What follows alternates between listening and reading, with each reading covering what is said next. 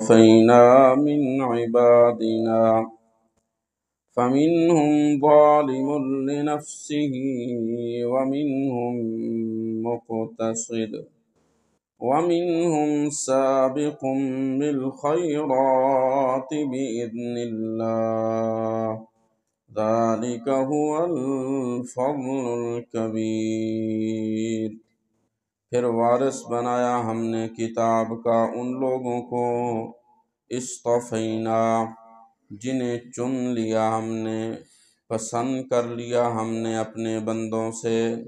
فَمِنْهُمْ ظَالِمٌ لِنَفْسِهِ، کچھ ان میں سے وہ ہیں جو اپنی جانوں پہ ظلم کرنے والے۔ وَمِنْهُمْ مُقْتَصِدٌ، کچھ ان میں سے وہ ہیں جو درمیانے رستے پہ چلنے والے۔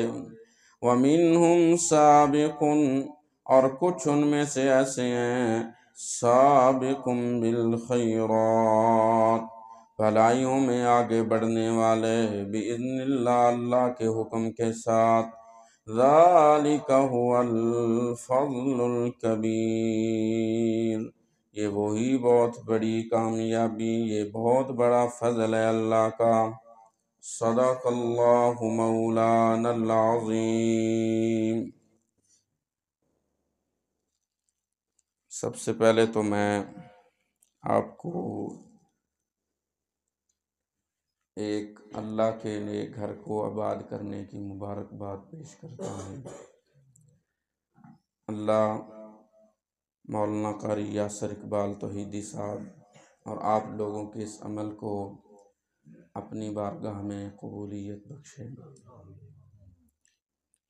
میں تو اصل میں ان کو مبارک دینے کے لیے آیا تھا کہ آپ نے ایک اللہ کے نیک گھر کی بنیاد رکھی ہے، اور مجھے بڑی خوشی ہوئی ہے کہ اس گھر کی ابتدا اس انداز میں ہوئی جس طرح بیت اللہ کے اندر ابتدا ہوئی، ربنا تقبل منا، کیونکہ اللہ کی قبولیت کا مل جانا اس کا سب سے بڑا نمونہ ہے قرآن کو پڑھنا، قرآن کو سمجھنا اور اس چیز کی توفیق حاصل ہو جانا۔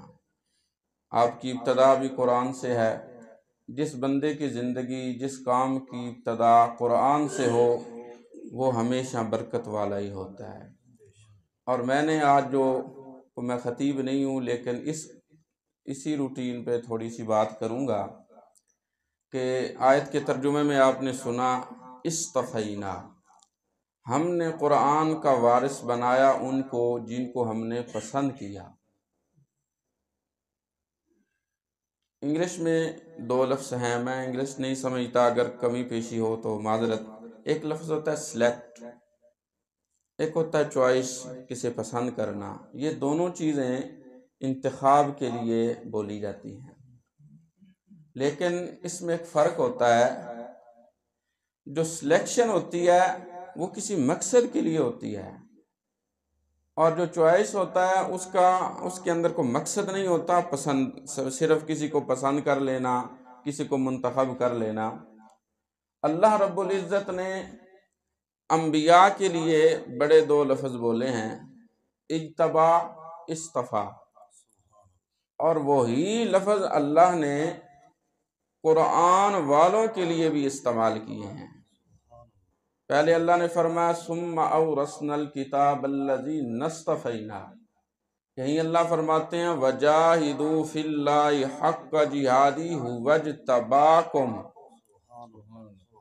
اللہ نے تمہیں پسند بھی کیا ہے، ایک خاص مقصد کے لیے تمہیں سلیکٹ بھی کیا ہے۔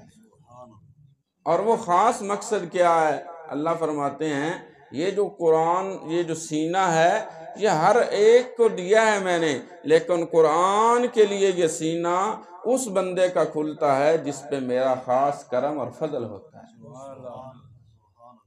یہاں اللہ نے 3 کیٹیگری ہمارے سامنے رکھی ہیں، بس یہ ہمارا آج کا سبق ہے۔ یہ تو ہمیں پتہ چل گیا کہ اگر ہم قرآن پڑھ رہے ہیں، قرآن سمجھ رہے ہیں، یہ اللہ کا خاص کرم ہے، اس کے لیے اللہ نے ہمیں چنا ہے۔ یہ ہم تھوڑا سا وقت اللہ کے قرآن کو دیتے ہیں، مولانا میرے ساتھ موجود ہیں، اور بھی صاحب علم لوگ ہوں گے، صاحب بصیرت، آپ میرے آقا علیہ السلام کی سیرت کا مطالعہ کیجئے۔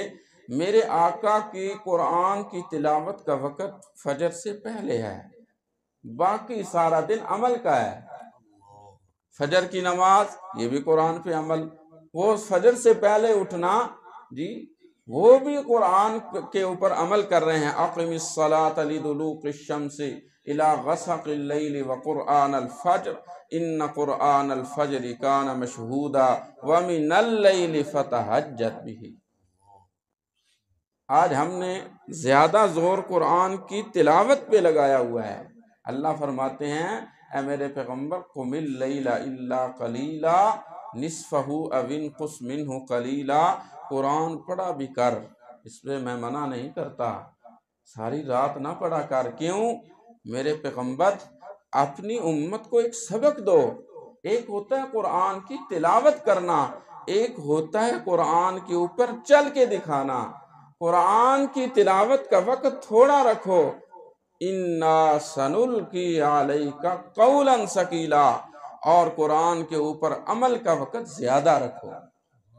آپ دکانداری کر رہے ہیں، آپ کے سامنے آیت ہونی چاہیے وَيْلٌ لِّلْمُطَفِّفِينَ۔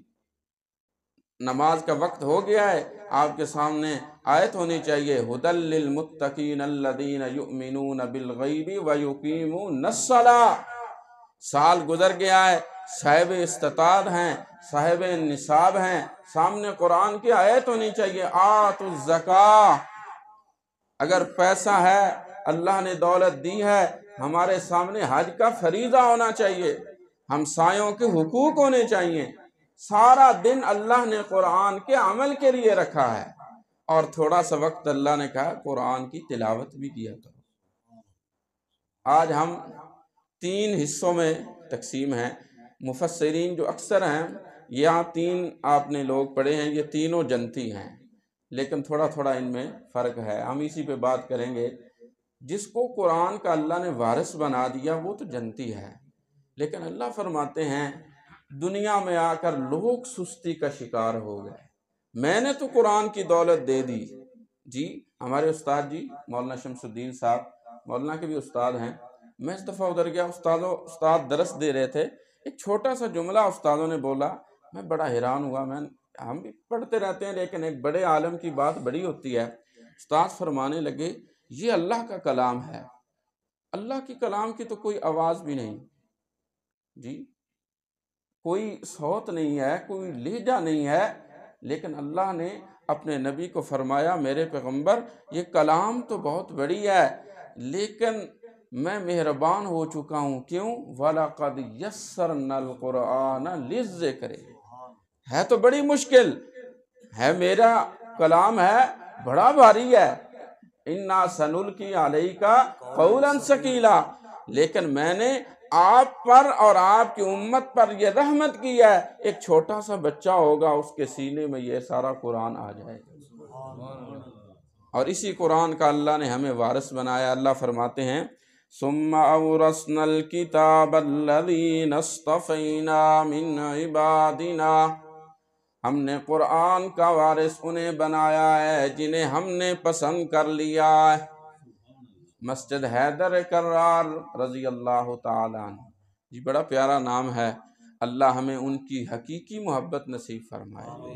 ایک مظلوم صحابی ہیں، جی میں تو حضرت علی کو ایک مظلوم صحابی کہتا ہوں، بڑی محبتوں کے، ہماری دل کے اندر ایک ایسا خانہ ہے جس میں علی موجود ہے، ہمیں پتہ ہی نہیں ہے۔ اپنے دل کو ٹٹولا کریں، علی کون ہے؟ یمن کا قاضی علی ہے، خیبر کا فاتح علی ہے۔ علی کون ہے؟ میرے نبی کے بستر پہ سونے والا ہجرت کی رات علی ہے، میرے نبی کی سب سے محبوب بیٹی حضرت فاطمہ الزہرا رضی اللہ تعالی عنہا، ان کے خامد علی ہیں، اور حسن و حسین کے بابا علی ہیں۔ چمن چمن کلی کلی علی علی علی، چمن چمن کلی کلی۔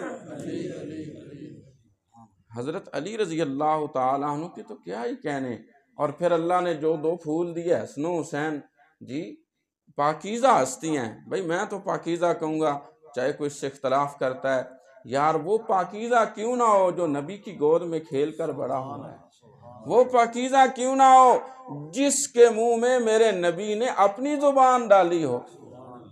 حضرت ابو ہریرہ فرماتے ہیں ایک رات ہم سفر کر رہے ہیں، رستے میں مدینے سے نکل رہے تھے، ہمیں حسن و حسین کے رونے کی آواز آئی۔ میرے نبی نے میرے آقا نے کہا لگتا ہے میرے بچے رو رہے ہیں، آپ اس کام کو چھوڑ کے ادھر چلے گئے۔ دیکھا تو اماں فاطمہ نے دونوں کو اٹھایا ہوا رضی اللہ تعالیٰ عنہ۔ آپ نے پوچھا بیٹی کیا بات ہے؟ کہ ابو جی پانی نہیں ہے، یہ پیاس سے تڑپ رہے ہیں۔ میرے آقا نے پوچھا پانی ہے کسی کے پاس؟ تو صحابہ نے کہا یا رسول اللہ ہم تو ویسے آپ کے ساتھ نماز پڑھیے نکل آئے ہیں، ہم تو انتظام سے نہیں آئے۔ تو آپ نے حضرت حسن کو اٹھایا، اپنی زبان مبارک حسن کے منہ میں ڈال دی، پھر حسین کو اٹھایا، اپنی زبان مبارک ان کے منہ میں ڈال دی۔ میں تو کہتا ہوں وہ بندہ مومن ہی نہیں جو اپنے آپ کو حسینی نہیں کہتا۔ حسینی ہونا ایماندار ہونے کی علامت ہے۔ یہ محبت کی باتیں ہیں بھائی، ہم یہ محبت سے کرتے ہیں جی۔ سارے صحابہ میرے نبی کے پیارے ہیں جی، اور سارے صحابہ میرے نبی کو پیارے ہیں، یہ تو میرے نبی کے دلارے ہیں جی۔ جو ان سے محبت نہیں کرتا وہ مومن ہو ہی نہیں سکتا، ایمان ہونا تو دور کی بات جی، اس کو تو انسان کہنا بھی یہ جی مناسب نہیں ہے۔ تو آئیے اللہ کا قرآن کیا فرماتا ہے، ثم اورثنا الکتاب الذین اصطفینا من عبادنا، ہم نے قرآن کے لیے لوگوں کو چن لیا، انتخاب کر لیا۔ مسجد حیدر کرار کے باسیوں دیکھو آج کتنے لوگ نماز کے لیے نہیں آ سکے، آپ کو اللہ نے نماز پڑھنے کی توفیق دی ہے اس کی رحمت، پھر اس کے بعد قرآن پڑھنے کی توفیق دی ہے اس کی رحمت۔ اللہ فرماتے ہیں میں تو رحمتیں کرتا ہوں، فَمِنْهُمْ ظَالِمٌ لِنَفْسِهِ، آگے بندوں کے اندر یہ کمی ہوتی ہے، جب اللہ کی رحمت مل گئی، جب قرآن کا علم مل گیا، اللہ فرماتے ہیں قرآن کا صرف علم ہی نہیں اس کے اوپر عمل بھی کرنا ہے۔ أَنَّ هَذَا صِرَاطِي مُسْتَقِيمًا فَاتَّبِعُوهُ، جب تمہیں قرآن والا رستہ مل جائے، اور میرے بندے جب تو ہر نماز میں کہتا ہے اہدنا الصراط المستقیم، او میرے اللہ مجھے سیدھے رستے کے اوپر چلانا، میرے بندے ان ھذا اے ھذا القرآن، یہ قرآن سیدھا رستہ ہے، فَاتَّبِعُوهُ، او میرے بندے دنیا کے اندر کوئی معاملہ بھی ہو تو میرے قرآن کو سب سے آگے رکھنا۔ اللہ نے یہ نہیں کہا کہ قرآن کو سر پہ رکھنا، نہیں، قرآن کے مسئلے کو آگے رکھنا، قرآن کی قانون کو آگے رکھنا۔ وَلَا تَتَّبِعُوا السُّبُلَ، جب میرے قرآن کی بات آ جائے تو اور باتوں کے پیچھے کبھی نہ بھاگنا جی۔ بزرگ ایک طرف، ساری دنیا کے علماء ایک طرف، ساری دنیا کے مولوی مفتی ایک طرف ہو جائیں، میرا قرآن دوسری طرف ہو جائے تو ساری دنیا کو تو چھوڑ دینا پر میرے قرآن کو مت چھوڑنا۔ ثم اورثنا، اس قرآن کا ہم نے تمہیں وارث بنایا، الذین اصطفینا من عبادنا فمنہم ظالم، اور میرے بندے کمی کوتاہی ہوتی رہتی ہے، کمی کوتاہی ہوتی رہتی ہے، ان رحمت اللہ قریب من المحسنین، جب محسن کون ہوتا ہے؟ جس کا عقیدہ قرآن والا ہوتا ہے۔ محسن وہ ہوتا ہے جو اپنے عقیدے میں سب سے آگے قرآن کو رکھتا ہے جی، پھر محمد الرسول اللہ صلی اللہ علیہ وسلم کے فرمان کو رکھتا ہے، باقی ساری باتیں بعد میں۔ یاد رکھیں استاد مولانا یاسر صاحب نے بھی آپ کو بتایا ہوگا، عقائد میں قرآن نے سب کچھ واضح کر دیا ہے۔